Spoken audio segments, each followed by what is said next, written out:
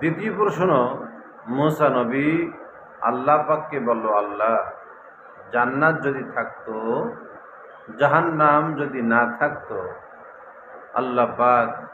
এর জবাবে বললেন, ও মুসা নবী, জান্নাত থাকতো, জাহান্নাম যদি না থাকতো,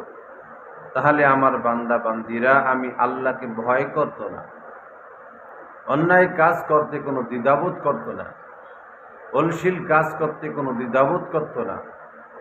নামাজ পড়ত না, রোজা রাখত না, ধনী হইয়া হজ করত না, জাকাত দিত না, এক মানুষকে মেরে ফেলার জন্য প্রতিযোগিতা করত, মানুষকে মেরে ফেলার জন্য তারা ব্যতিব্যস্ত থাকত, অন্যায় কাজ করত, অশ্লীল কাজ করত, এগুলো একটাও ভয় করত না। এই জন্য আমি আল্লাহ পাক জাহান্নাম রেখে দিয়েছি, আমার বান্দা বান্দিরা আমি আল্লাহকে যেন ভয় করে জাহান্নাম থেকে বেঁচে জান্নাতে যেন যেতে পারে।